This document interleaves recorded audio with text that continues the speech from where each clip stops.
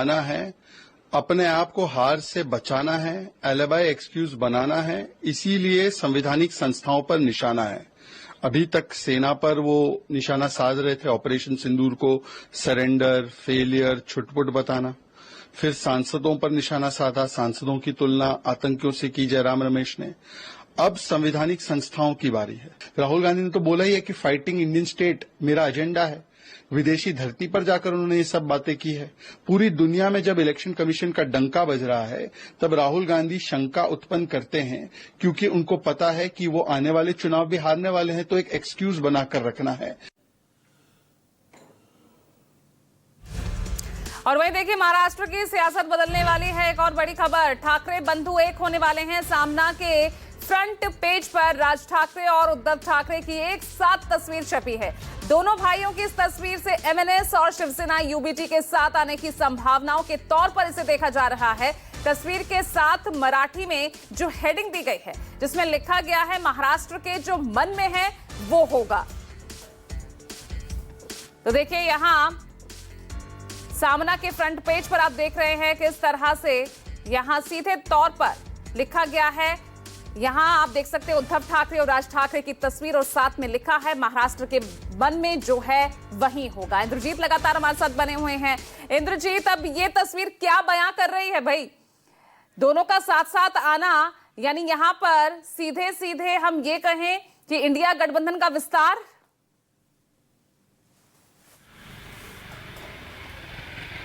जी बिल्कुल कह सकते हैं पूजा कि इंडिया गठबंधन का विस्तार होगा, लेकिन इंडिया गठबंधन इसको एक्सेप्ट करेगी या नहीं करेगी ये बाद की बात होगी। लेकिन इतना जरूर है कि शिवसेना यूबीटी और एमएनएस करीब आने लगे हैं, और इस बात के संकेत 2 दिन पहले जब राज ठाकरे के बेटे अमित ठाकरे ने बयान दिया, उसके बाद से जब उद्धव ठाकरे की कल प्रतिक्रिया आई, उन्होंने सीधे तौर पर कहा कि हम खबर नहीं देंगे, हम सीधे ब्रेकिंग देंगे। और उन्होंने कहा कि जिस तरह से पॉजिटिविटी है दोनों तरफ से है, तो कहीं न कहीं ये मामला जल्दी सुलझ जाएगा और इस मामले में दोनों बात करेंगे। उन्होंने साफ तौर पर ये कहा कि जो महाराष्ट्र के लोगों के मन में होगा वही होगा, और इसी बात को लेकर आज कुछ जगहों पर एक तरह से होर्डिंग लगाई गई है। और सबसे खास बात यह है कि जो शिवसेना यूबीटी का मुखपत्र सामना है, उसमें मुझे लगता है कि वर्षों बाद दोनों भाइयों की एक साथ फोटो छपी है, क्योंकि शिवसेना मुखपत्र कंट्रोल उद्धव ठाकरे की शिवसेना करती है,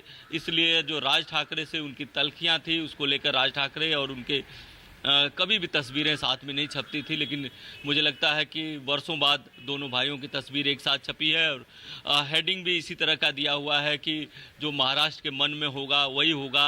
इस बीच खास बात यह है कि एमएनएस की आज एक महत्वपूर्ण बैठक चल रही है। हो सकता है इस बैठक में कोई निर्णय लिया जाए, हालांकि इतनी जल्दबाजी एमएनएस की तरफ से नहीं की जाएगी, फूंक फूंक कर कदम उठाया जाएगा, क्योंकि एमएनएस के नेता कहते हैं कि पहले 2 बार ऑफर वो शिवसेना को दे चुके हैं, और शिवसेना यूबीटी की तरफ से या शिवसेना जो पहले संयुक्त थी उसकी तरफ से कोई जवाब नहीं मिला था। गठबंधन के सदस्य आगे क्या रिएक्ट करते हैं वो देखना होगा। लेकिन सीधे तौर पर यह कवायद संजीव बीएमसी चुनाव को लेकर ही कही जाए कि अपने आप को मजबूत करने की कोशिश में दोनों ही गठबंधन तो लगे हुए हैं, लेकिन राज ठाकरे का इधर आना ये कितना मजबूत करेगा?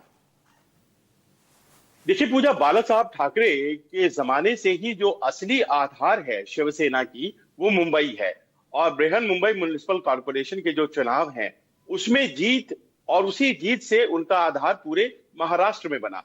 पूरे महाराष्ट्र भी कहना बहुत ज्यादा अतिशयोक्ति होगी, वो मुंबई में खासतौर पर और मुंबई थाने के रीजन में खासतौर पर बहुत ज्यादा प्रभावशाली रहे। और हाल के दिनों में जो भी उन्हें चुनावी सफलताएं मिली हैं वो दरअसल इन्हीं इलाकों में है। अब बृहन मुंबई म्युनिसिपल कॉर्पोरेशन में उनकी ताकत को सब मानते हैं, और ये मानते हैं कि आने वाले चुनाव में वो बहुत प्रभावी होंगे। लेकिन अगर ताकतें विभाजित रहती हैं इस परिवार की, तो शायद वो प्रभाव उतना नहीं रहेगा। बृहन मुंबई म्युनिसिपल कॉर्पोरेशन के चुनाव इसीलिए पिछले 3 साल से नहीं कराए जा रहे हैं। कहा यही जा रहा है कि ये एक ऐसा चुनाव होगा जिसमें शिवसेना रिसेलेक्ट करेगी, फिर से अपनी ताकत को वापस लेकर के वो राजनीतिक परिप्रेक्ष्य जो है महाराष्ट्र का उस पर छा जाएगी। लिहाजा क्या कोई ऐसा इंतजाम कर रहा था सत्ता पक्ष कि वो साथ नहीं आए, या फिर कुछ ऐसा इंतजाम कर रहा था कि राजनीतिक रूप से उन्हें सफलता मिले, और शायद इसी बात को भांपते हुए तमाम गिले शिकवे भूल करके दोनों भाई अब साथ आना चाहते हैं। दोनों भाई साथ अगर आते हैं तो क्या वो शिवसेना को बाला साहब ठाकरे वाली ताकत मिल जाएगी? इस पर एक प्रश्न चिन्ह है। क्योंकि इस बीच बहुत सा पानी यूं कह सकते हैं आपकी गोदावरी में बह चुका है और बहुत से प्रश्न उठ खड़े हुए हैं। इन दोनों भाइयों के कार्यकर्ताओं के बीच कोऑर्डिनेशन कैसा होगा?